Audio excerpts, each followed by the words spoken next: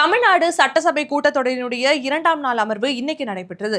அதுல கரூர்ல கூட்ட நெரிசல்ல சிக்கி 41 பேர் உயிரிழந்த சம்பவம் தொடர்பான ஒரு காரசாரமான விவாதமே நடைபெற்றது. இதுல எதிர்க்கட்சி தலைவரான எடப்பாடி பழனிசாமி அவர்கள் அடுத்தடுத்து பல விவாதங்களை முன்வச்சாரு.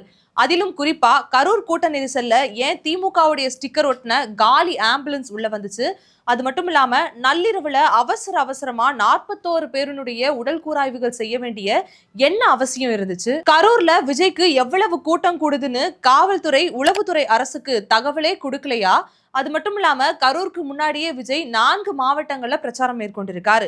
அங்கெல்லாம் நடக்காத இந்த உயிரிழப்பு கரூர்ல மட்டும் ஏன் நடந்துச்சுன்னு அடுத்தடுத்து பல விவாதங்களை எழுப்பி வச்சிருக்காரு. இதுக்கு பதிலளிச்ச மா சுப்பிரமணியன் அவர்கள் உடற்கூராய்வு செய்த அனைத்து வீடியோக்களுமே தற்பொழுது ஆதாரமாக இருக்குதுன்னும், உயிரிழந்தவர்களினுடைய குடும்பத்தாரின் மனநிலையை அடிப்படையா வச்சுதான் இந்த உடற்கூராய்வை ரொம்ப அவசரமா செஞ்சோன்னு சொல்லியிருக்காரு. அது மட்டும் இல்லாம 28ஆம் தேதி நள்ளிரவு 1:45 மணி அளவுல கூடுதலா 25 மருத்துவர்களை வரவழைத்துதான் இந்த உடல் கூராய்வு செய்ததாகவும் சொல்லியிருக்காரு.